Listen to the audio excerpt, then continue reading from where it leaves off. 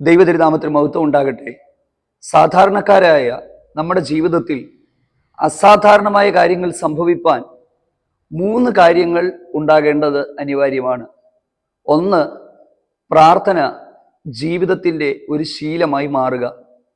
2, കർത്താവിന് വേണ്ടി എരിയുന്ന അല്ലെങ്കിൽ എരിവുള്ള ഹൃദയം നമുക്കുണ്ടാകുക. 3, ദൈവം പറയുന്നത് കേട്ട് യാത്ര ചെയ്യുക.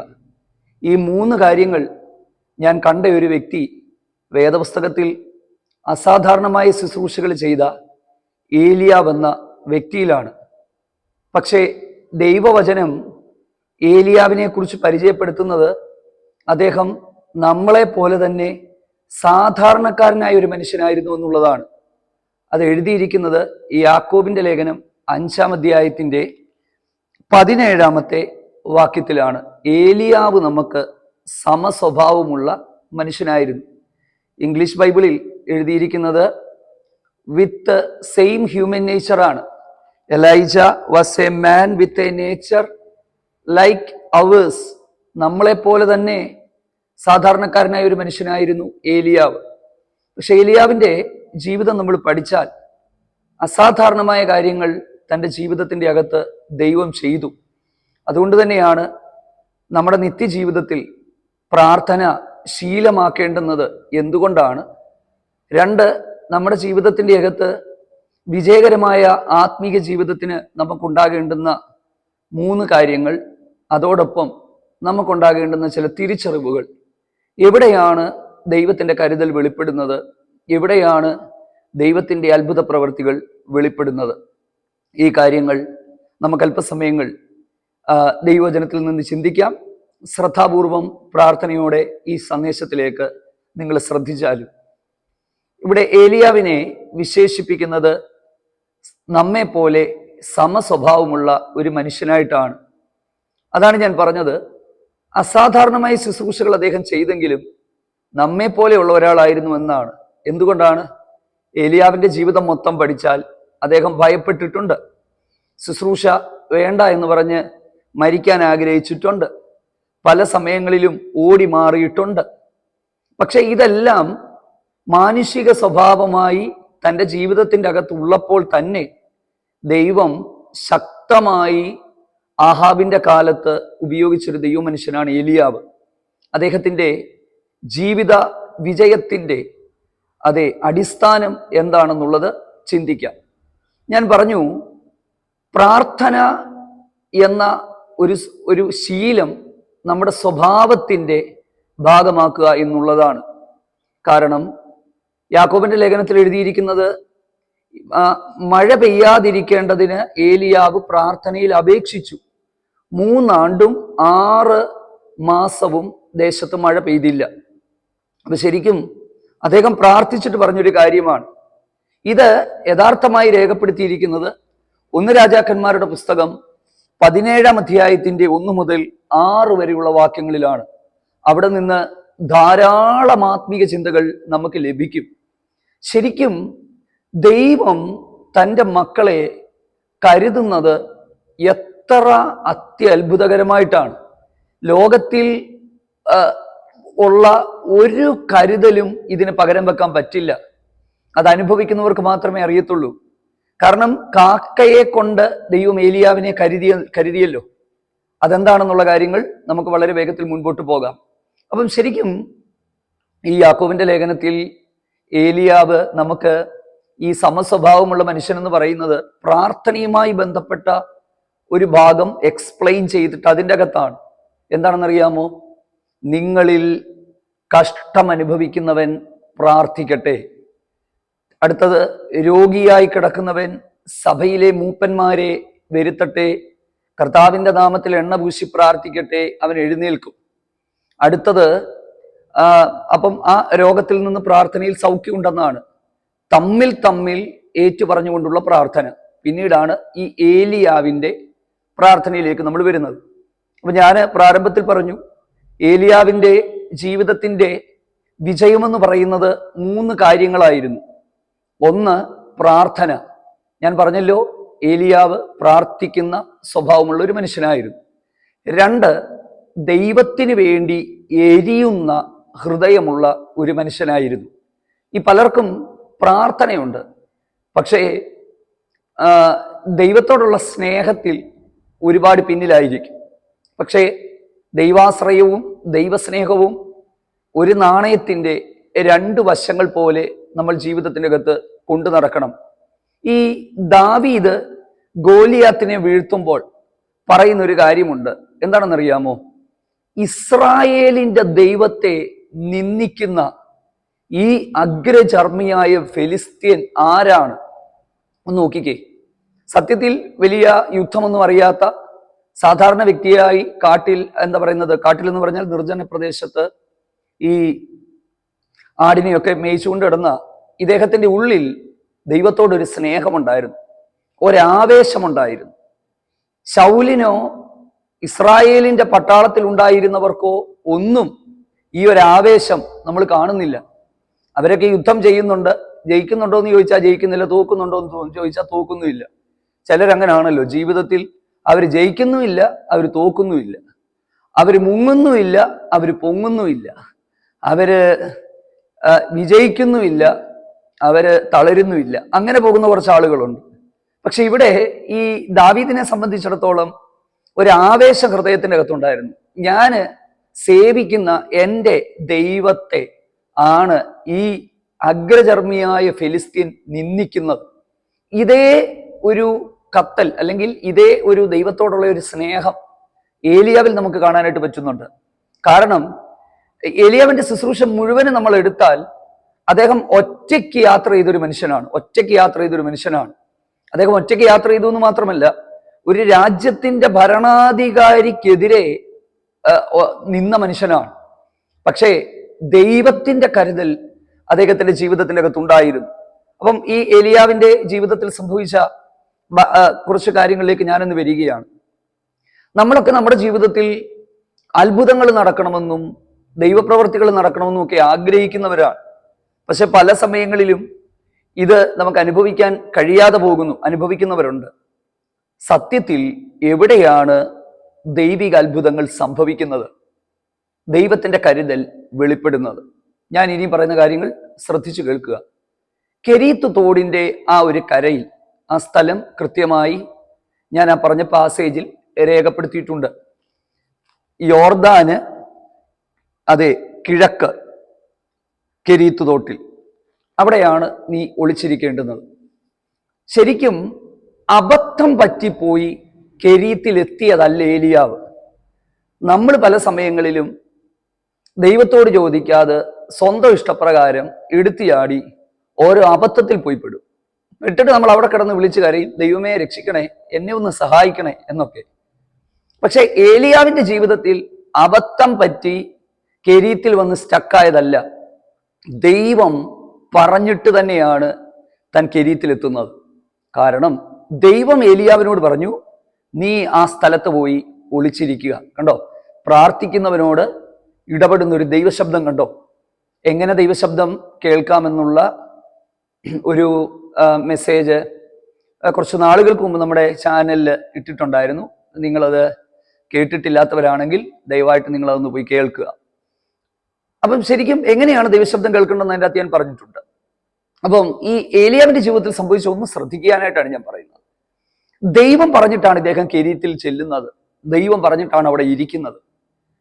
ഞാനും നിങ്ങളും ദൈവം പറഞ്ഞിട്ട് ഒരു കാര്യം ചെയ്താൽ അതിൻ്റെ അകത്ത് ഒരു കരുതൽ ഉണ്ടാകും, ദൈവത്തിൻ്റെ ഇടപെടിയിൽ ഉണ്ടാകും. ഞാൻ പറഞ്ഞത് കുറച്ചുകൂടെ വ്യക്തമായി നിങ്ങൾക്ക് മനസ്സിലാക്കി തരാം. ശരിക്കും കാക്കയെ കൊണ്ട് ഏലിയാവിനെ ദൈവം പോഷിപ്പിക്കുകയാണ്. വേദപുസ്തകത്തിൽ ഇതിനു മുമ്പും ഇതിനു ശേഷവും കാക്കയെ കൊണ്ട് മറ്റാരെയും പോഷിപ്പിച്ചതായി നമ്മൾ കാണുന്നില്ല. ചെങ്കടലിൽ ഇസ്രായേലിനു വേണ്ടി വഴി ദൈവം തുറന്നു, ഉണങ്ങിയ നിലത്തുകൂടെ അവരെ കയറ്റിവിട്ടു. അതിനു മുൻപോ അതിനു ശേഷമോ അങ്ങനെ ഒരു വഴി വെളിപ്പെട്ടതായി നമ്മൾ കാണുന്നില്ല. അപ്പൊ ശരിക്കും ഒരു ദൈവഭക്തന്റെ ജീവിതത്തിന്റെ അകത്ത് വെളിപ്പെടുന്ന വഴികൾ, ആ ദൈവത്തിന്റെ ഇടപെടലുകൾ ഒരു മനുഷ്യന്റെ മനസ്സിന്റെ അകത്തും വെളിപ്പെടാത്തതായിരിക്കും, അല്ലെങ്കിൽ തോന്നാത്തതായിരിക്കും. അപ്പം നമ്മളിന്ന് ശ്രദ്ധിക്കുക, എന്തിനാണ് സത്യത്തിൽ കാക്കയെ കൊണ്ട് ഏലിയാവിനെ ദൈവം പോഷിപ്പിച്ചത്? ആഹാബിന്റെ കിങ്കരന്മാർ, അതായത് ആ രാജാവിന്റെ കിങ്കരന്മാർ ഈ ഏലിയാവിനെ അന്വേഷിച്ച് ആ ദേശം മുഴുവനും ചുറ്റി വളയുകയായിരിക്കാം. എവിടെയാണ് ഇദ്ദേഹമെന്ന് കണ്ടുപിടിക്കാനായുള്ള പരിശ്രമങ്ങൾ നടത്തിക്കൊണ്ടിരിക്കുകയായിരിക്കാം. പക്ഷെ ആ സമയത്തും ദൈവശബ്ദം കേട്ട് ദൈവത്തിന്റെ മറവിൽ നിൽക്കുന്ന ദൈവഭക്തന് വേണ്ടി മാനുഷികമായ വഴികൾ തുറക്കാൻ കഴിയുകയില്ലെന്ന് മനസ്സിലാക്കിയ സൃഷ്ടാവാം ദൈവം ഭൂമിയിലെ വഴികളിൽ നിന്ന് മാറ്റി ആകാശമാർഗമുള്ള കരുതൽ തുറന്നു.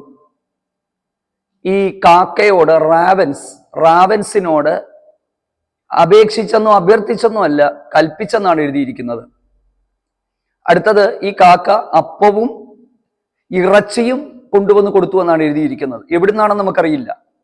പക്ഷെ ഞാൻ ആ ഭാഗം ചിന്തിച്ചപ്പോൾ എൻ്റെ ഹൃദയത്തിലേക്ക് ദൈവാത്മാവ് തന്ന ചിന്ത ഞാൻ പറയാം. നോക്കിക്കേ, ദൈവം കരുതിയത്, ദൈവം കൊടുത്തത് ബാലൻസ്ഡ് ഡയറ്റാണ്. ഞാൻ സഭയിലെ ആരാധനയ്ക്ക് ഞാൻ ഈ ഒരു കാര്യം പറഞ്ഞു. പെട്ടെന്ന് ദൈവം എൻ്റെ ഹൃദയത്തിൽ തന്ന ഒരു ചിന്തയാണ് ഞാൻ ഈ പറയുന്നത്. ശരിക്കും ഒരു ബാലൻസ്ഡ് ഡയറ്റാണ് അല്ലേ? ഞാൻ മലയാളികളാണ്, നമ്മളെല്ലാം മലയാളികളാണല്ലോ. ഈ സൗത്ത് ഇന്ത്യൻ ഭക്ഷണ രീതി ശരിക്കും പറഞ്ഞാൽ ഇപ്പോൾ ചർച്ചയായിക്കൊണ്ടിരിക്കുന്ന ഒരു കാലഘട്ടമാണ്. കാരണം നമ്മുടെ ഈ അമിതമായ അരിയുടെ ഉപയോഗം കൊണ്ട് ഡയബറ്റിക് പേഷ്യൻസ്, ജീവിതശൈലി രോഗങ്ങൾ കൂടിക്കൊണ്ടിരിക്കുകയാണ്. അപ്പൊ കുറച്ചുകൂടെ നമ്മുടെ ആഹാരത്തിൽ പ്രോട്ടീൻ ഉൾപ്പെടുത്തണമെന്ന് പല സ്ഥലങ്ങളിലും നമ്മൾ ചർച്ചകളിൽ കാണുന്നുണ്ട്. ഡോക്ടേഴ്സ് അങ്ങനെയാണ് ഇപ്പോൾ നമുക്ക് നൽകി തരുന്ന സജഷൻസ് എന്ന് പറയുന്നത്. അപ്പൊ ശരിക്കും ഏലിയാവിന് ഒരു ബാലൻസ്ഡ് ഡയറ്റ് ആണ് ദൈവം കൊടുത്തത്. അരിയാഹാരം മാത്രമല്ല, അരിയും ഇറച്ചിയും, അപ്പവും ഇറച്ചിയും, കാർബോഹൈഡ്രേറ്റും ഉണ്ട്, പ്രോട്ടീനും ഉണ്ട്, അല്ലെങ്കിൽ ഫാറ്റും ഉണ്ട്. ഇത് രണ്ടും ദൈവം കൊടുത്തു. പകലും കൊടുത്തു, വൈകിട്ടും കൊടുത്തു. അരിയാഹാരം മാത്രം അദ്ദേഹത്തിന് കൊടുത്തിരുന്നെങ്കിൽ ചിലപ്പോൾ ഒരാഴ്ച 2 ആഴ്ച കഴിയുമ്പോൾ ഇദ്ദേഹം ക്ഷീണിതനായി പോയി. പക്ഷെ തൻ്റെ ദാസൻ ക്ഷീണിതനായി പോകാതിരിക്കാനായി അദ്ദേഹത്തിന് അരിയും പ്രോട്ടീനും ദൈവം കൊടുത്തു. എൻ്റെ പ്രിയപ്പെട്ടവരെ, നമ്മൾ അറിയുന്നതിനേക്കാൾ നന്നായി നമ്മുടെ അവസ്ഥകൾ ദൈവത്തിന് അറിയാം.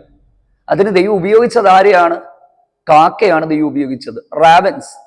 സത്യത്തിൽ ഈ അശുദ്ധ പക്ഷികളുടെ ഗണത്തിൽപ്പെട്ടിരിക്കുന്നതാണ്. അതിൻ്റെ ഭക്ഷണം പോലും അശുദ്ധമായി കരുതിയിരുന്ന ഒരു സ്ഥലത്ത് ദൈവം കാക്കയെ, ഞാൻ അതിൻ്റെ വെയിറ്റിനെ കുറിച്ച് പഠിച്ചപ്പോൾ 1.5 kg വരെ വെയിറ്റ് ഉള്ള ഈ വലിയ കാക്കകൾ, വലിയ റാവൻസ്, മലങ്കാക്കകൾ, അപ്പം അവയാണ് ഈ ഭക്ഷണം കൊണ്ടുവന്ന് കൃത്യമായി ഏലിയാവിന് കൊണ്ടുവന്ന് കൊടുക്കുന്നത്. ഒരുപക്ഷെ ഒരു ഈഗിളിനെ അല്ലെങ്കിൽ വൾച്ചർ അല്ലെ അതുപോലുള്ള എന്തെങ്കിലും പരിന്തിനെയോ കഴുകനെയോ ഏലിയാവിന് ഭക്ഷണം കൊടുക്കാൻ ദൈവം അതെ ഒരുക്കിയിരുന്നെങ്കിൽ ഈ കഴുകനൊക്കെ പറക്കുമ്പോൾ മനുഷ്യൻ ശ്രദ്ധിക്കാൻ സാധ്യതയുണ്ട്. പക്ഷെ കാക്കകളെ പൊതുവെ ആരും അങ്ങനെ ശ്രദ്ധിക്കാറില്ല. നമ്മൾ ആരെങ്കിലും കാക്കയുടെ വായിൽ എന്താ ഇരിക്കുന്നത്, കാക്കകൾ എന്താ ചെയ്യുന്നതെന്ന് ശ്രദ്ധിക്കാറുണ്ടോ? നമ്മൾ ആരും ശ്രദ്ധിക്കാറില്ല. അത് വരുന്നു, അതിന്റെ വഴിക്ക് പോകുന്നു. അപ്പം അതുകൊണ്ട് തന്നെ ആരുടെയും കണ്ണിൽപ്പെടാതെ ശ്രദ്ധിക്കാതെ തൻ്റെ ദാസനെ പ്രൊട്ടക്റ്റ് ചെയ്യുവാനായിട്ട് ദൈവത്തിന് കഴിഞ്ഞു എന്നുള്ളതാണ് ഏറ്റവും അത്ഭുതകരമായ കാര്യം. എൻ്റെ പ്രിയപ്പെട്ടവരെ, ഞാനിത് പറയാനുള്ള കാരണം എന്താണെന്ന് ചോദിച്ചാൽ, ദൈവം പറഞ്ഞത് കേട്ടവന്റെ ജീവിതത്തിലാണ് ഈ കാര്യങ്ങളെല്ലാം നടക്കുന്നത്. ദൈവം ഉപയോഗിച്ചത് ആരെയാണ്? ഒരു കാക്കയാണ്. ഞങ്ങളുടെ ജീവിതത്തിൻ്റെ അകത്ത് സംഭവിച്ചൊരു സംഭവമുണ്ട്. ഇതുമായിട്ട് ബന്ധപ്പെട്ട് തന്നെ ഞാനത് നിങ്ങളുമായിട്ട് പറയാം. 6-7 വർഷങ്ങൾക്ക് മുമ്പ്, 7-8 വർഷത്തിന് മുമ്പ് ഞങ്ങൾ ഈ ചർച്ചുമായിട്ട് ബന്ധപ്പെട്ട് അടുത്ത ആ ഒരു ഹാളിൽ താമസിക്കുമ്പോൾ അവിടെ വെന്റിലേഷൻ കുറവാണ്, കറണ്ട് പോയാൽ ഭയങ്കരമായി ചൂടാണ്, കുഞ്ഞുങ്ങളുമായിട്ട് അവിടെ കിടക്കാൻ പറ്റത്തില്ല, മിക്ക സമയവും കറണ്ട് പോകും. അത് ഞങ്ങൾ ഒത്തിരി ഞെരുക്കത്തിലും ഭാരത്തിലും ഒക്കെ ജീവിക്കുന്ന ഒരു കാലഘട്ടമാണ്. AC എന്ന് പറയുന്നത് ഞങ്ങളുടെ സ്വപ്നത്തിൽ പോലും ഇല്ലാത്തൊരു കാര്യമാണ്. ഒരു അത്ഭുതം ഞാൻ നിങ്ങളോട് പറയുകയാണ്. ഇത് കേട്ട് മനസ്സിലാക്കണം. ഇന്നും ദൈവം കരുതുമോ എന്നറിയാൻ വേണ്ടി ഒരു അനുഭവം ഓർമ്മയിൽ വന്നതുകൊണ്ട് പറയുകയാണ്. അപ്പൊ മിക്ക രാത്രികളിലും ഞങ്ങൾക്ക് ഉറക്കമില്ല. കുഞ്ഞുങ്ങൾ കറണ്ട് പോകുമ്പോൾ ചൂടത്ത് കിടക്കുകയാണ്, ശ്വാസം കിട്ടാതെ പോവുകയാണ്. ഞങ്ങൾ താമസിച്ച അങ്ങനെ ഒരു സാഹചര്യത്തിലാണ്. പോകട്ടെ, അപ്പം ശരിക്കും ഞങ്ങൾ ഒത്തിരി ദൈവസന്നിധിയിൽ കരഞ്ഞു, ദൈവത്തോട് പ്രാർത്ഥിച്ചു, ദൈവം എന്താണ് ചെയ്യേണ്ടുന്നത്. അന്ന് നടന്നൊരു സംഭവം ഞാൻ പറയാം. AC വേണ്ടി ഞങ്ങൾ പ്രാർത്ഥിച്ചില്ല, കാരണം അങ്ങനെ ഒരു കാര്യമേ മനസ്സിലില്ല. ഞങ്ങൾ പ്രാർത്ഥിച്ചത് ഒരു വിശാലതയ്ക്ക് വേണ്ടിയാണ്. പക്ഷെ ദൈവം ചെയ്തത് എന്താണെന്ന് അറിയാമോ? ആ സമയങ്ങളിൽ ഞാൻ ഇടയ്ക്ക് സ്വിമ്മിങ്ങിന് പോകുമായിരുന്നു, നീന്തലിന് പോകുമായിരുന്നു. എന്നെ നീന്തൽ പഠിപ്പിച്ചത് പത്തനംതിട്ടയിലെ അറിയപ്പെടുന്ന ഒരു ബിസിനസ്സുകാരനായ ഒരു അച്ഛനാണ്. അപ്പം ആ 2-3 ദിവസങ്ങളിൽ ഞാൻ രാവിലെ അവിടെ ചെല്ലാതെ ഇരുന്നപ്പോൾ അദ്ദേഹം എന്നോട് ചോദിച്ചു, റെൻസൻ എന്തുകൊണ്ടാണ് 2-3 ദിവസമായിട്ട് വരാതിരുന്നത്? ഞാനൊന്നും പറഞ്ഞില്ല. ഞാൻ പറഞ്ഞാൽ രാത്രി കറണ്ട് ഇല്ല, കുഞ്ഞുങ്ങൾ ഉറങ്ങുന്നില്ല, ചൂട് കൊണ്ട് 1 മണിയും 2 മണിയും വരെ കുഞ്ഞുങ്ങളെ കൊണ്ടിരിക്കുക, ചില സമയത്തൊന്നും കറണ്ട് ഇല്ലല്ലോ ഇപ്പോഴെന്ന് പറഞ്ഞു. അദ്ദേഹം ഒന്നും മിണ്ടിയില്ല. കുറച്ച് സമയങ്ങൾ കഴിഞ്ഞപ്പോൾ അദ്ദേഹം എന്നെ വിളിച്ചിട്ട് എന്നോട് പറഞ്ഞു, ഞാൻ മദ്യപിക്കാനായിട്ട് ഒരു 70,000 രൂപ എടുത്ത് മാറ്റി വെച്ചിട്ടുണ്ട് കുടിക്കാനായിട്ട്. ഞാൻ കുടിച്ചത് തീർത്താൽ ആർക്കാ പ്രയോജനം? ഒന്നുമല്ല, ഒരു ദൈവദാസനെങ്കിലും ഇരിക്കട്ടെ. നിങ്ങളൊരു കാര്യം ചെയ്യുക, നിങ്ങളൊരു AC മേടിച്ച് ആ റൂമിൽ വെക്കാൻ പറഞ്ഞു. ഞാൻ AC യെക്കുറിച്ച് പറഞ്ഞില്ല. ദൈവം കണ്ടോ ഉപയോഗിച്ചത് കണ്ടോ? ശരിക്കും മദ്യപിക്കാനായി വെച്ചിരുന്ന പണം നമുക്ക് വേണ്ടി ദൈവം ഒരുക്കി. അതിനുശേഷം ഞങ്ങൾക്ക് പിന്നീട് ആ ചൂട് അനുഭവിക്കേണ്ടി വന്നില്ല. എൻ്റെ പ്രിയപ്പെട്ടവരെ, ദൈവം ചില കാര്യങ്ങൾ നമുക്ക് വേണ്ടി ചെയ്യുമ്പോൾ അതിൻ്റെ അകത്ത് മധുരമായ ചില ഓർമ്മകൾ നമുക്ക് എന്നും ഉണ്ടാകും. ഇത് ഞങ്ങളുടെ ഒരു ജീവിതാനുഭവമാണ് കേട്ടോ. ഇപ്പം ഇതുപോലെ ഞാൻ പ്രിയപ്പെട്ടവരോട് ഞാൻ പറയാം, ദൈവം പറയുന്ന വാക്ക് കേട്ടാണ് നമ്മൾ യാത്ര ചെയ്യുന്നതെങ്കിൽ അവിടെയാണ് ദൈവത്തിന്റെ കരുതൽ വെളിപ്പെടുന്നത്. ഏലിയാവിന് അന്ന് കാക്കയിലൂടെ ദൈവം ആഹാരം കൊടുത്തത് കൊണ്ട് ഇനിയും കാക്കയിലൂടെ നമുക്ക് തരുമെന്ന് നമ്മൾ ചിന്തിക്കരുത്. ആ സമയത്ത്, ആ സാഹചര്യത്തിൽ, ആ പ്രത്യേക സന്ദർഭത്തിൽ ആ ദൈവഭക്തന് വേണ്ടി ദൈവം അത് ചെയ്തു എന്നുള്ളതാണ്. എന്നാൽ എന്നും അത് തുടർന്നോ? ഇല്ല. ആ കെരീത്ത് തോട് വറ്റിയപ്പോൾ അടുത്ത സ്ഥലത്തേക്കുള്ള മാർഗം തനിക്ക് വേണ്ടി ദൈവം തുറന്നു കൊടുത്തു. ഇനി ജീവിതാവസാനം വരെ കാക്ക വന്നുകൊണ്ടിരിക്കും, സഹായിക്കും എന്നാണോ? അല്ല. നമ്മുടെയൊക്കെ ജീവിതത്തിന്റെ അകത്ത് ചില വഴികൾ, ചില ദൈവത്തിന്റെ കരുതലുകൾ അതൊരു സമയത്തേക്ക് മാത്രമുള്ളതും അത് ആ ടൈമിലേക്ക് പ്രത്യേകമായി വെളിപ്പെടുകയും ചെയ്യുന്നതാണ്. അതിനായിട്ട് നാം എന്താണ് ചെയ്യേണ്ടുന്നത്? ഒരിക്കൽ കൂടി പറഞ്ഞ 3 കാര്യങ്ങൾ ഞാൻ റിപ്പീറ്റ് ചെയ്ത് വീണ്ടും പറയുന്നു. പ്രാർത്ഥന ജീവിതത്തിന്റെ ശീലമാക്കി മാറ്റുക. 2, കർത്താവിന് വേണ്ടി ആവേശത്തോടെ എരിയുന്ന ഒരു ഹൃദയം നമുക്കുണ്ടാകണം. ഞാൻ സത്യസന്ധമായി പറയുകയാണ്, യേശുവിനെ കുറിച്ചൊക്കെ അപമര്യാദയായി, അല്ലെങ്കിൽ യേശുവിനെ കുറിച്ചുമൊക്കെ ബൈബിളിനെ കുറിച്ചുമൊക്കെ മോശമായി ഓരോരുത്തർ സംസാരിക്കുമ്പോൾ ഹൃദയത്തിൻ്റെ അകത്ത് ഭയങ്കര വേദന ഉണ്ടാകാറുണ്ട്. എല്ലാ ക്രിസ്ത്യാനികൾക്കും ഉണ്ടാകുമെന്നൊന്നും എനിക്കറിയില്ല. പക്ഷെ ദൈവത്തെ സ്നേഹിക്കുന്നവന് ആ ദൈവത്തെക്കുറിച്ച് പറയുന്നത് കേൾക്കുമ്പോൾ വേദനയുണ്ടാകും, ഭാരമുണ്ടാകും. നമ്മുടെ ഹൃദയത്തിലും കർത്താവിനോടുള്ള ഒരു ആഴമായ സ്നേഹം നമുക്കുണ്ടാകട്ടെ. സാധാരണക്കാരനായ ഏലിയാവിനെ അസാധാരണക്കാരനായി മാറ്റിയത് 3 കാര്യങ്ങളാണ്. പ്രാർത്ഥന തൻ്റെ ജീവിതത്തിന്റെ ഭാഗമായിരുന്നു. നമ്മളോട് സമസ്വഭാവമുള്ള ഒരു മനുഷ്യനായിരുന്നു, എങ്കിലും പ്രാർത്ഥന തൻ്റെ ജീവിതത്തിന്റെ ഭാഗമായിരുന്നു. 2, ഈ ദൈവത്തിന് വേണ്ടി എരിയുന്ന ഒരു ഹൃദയം തനിക്കുണ്ടായിരുന്നു. അതുകൊണ്ട് നോക്കിക്കേ, മറ്റാരെയും എടുത്തുകൊണ്ട് പോകാത്തതുപോലെ ദൈവം തന്നെ എടുത്തുകൊണ്ട് പോവുകയാണ്. 2. 3, ദൈവം പറയുന്നതിനനുസരിച്ച് ഈ യാത്ര ചെയ്തൊരു ദൈവമനുഷ്യനായിരുന്നു. നമ്മുടെ ജീവിതത്തിൽ നമുക്ക് ദൈവം പറയുന്നത് കേട്ട് യാത്ര ചെയ്യാം. ഈ ദൈവം പറയുന്നത് കേട്ട് വെക്കുന്ന ചുവടുകളിലാണ് ദൈവത്തിന്റെ കരുതൽ ഉള്ളത്. ഏലിയാവ് മിക്ക സമയങ്ങളിലും തനിച്ച് യാത്ര ചെയ്തതുപോലെ നമ്മുടെ വിശ്വാസത്തിന്റെ യാത്രകളിലും റിയാലിറ്റി നമ്മൾ തനിച്ചാണ്.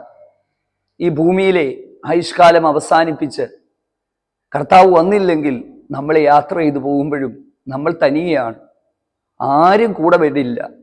ഭൂമിയിലെ സകല മാനുഷികമായ ബന്ധങ്ങളും ഇവിടെ കൊണ്ട് അവസാനിക്കുമ്പോൾ യേശു ക്രിസ്തുവിനോട് ചേർന്ന് അവിടുത്തെ കൽപ്പനകൾ അനുസരിച്ച് രക്ഷിക്കപ്പെട്ട് ദൈവകൃപ പ്രാപിച്ച് വേർപാടിലും വിശുദ്ധിയിലും നാം ദൈവത്തെ ആരാധിച്ച് നാം പോയാൽ, നമ്മുടെ ജീവിതത്തിൽ നമ്മൾ തനിയെയാണെന്ന് തോന്നിയാലും നാം തനിച്ചല്ല. ഏലിയാവിനെ രഥങ്ങളിൽ സർവേശ്വരൻ എടുത്തുകൊണ്ട് പോയതുപോലെ ദൈവത്തിന് സ്തോത്രം, നമ്മുടെ ഈ ജീവിതത്തിനപ്പുറവും നാം ക്രിസ്തുവിനോടുകൂടെ ആയിരിക്കും. ദൈവം നമ്മെ സഹായിക്കട്ടെ. ഈ മെസ്സേജ് നിങ്ങൾക്ക് അനുഗ്രഹമായി തീർന്നു എന്ന് വിശ്വസിക്കുന്നു. God bless you.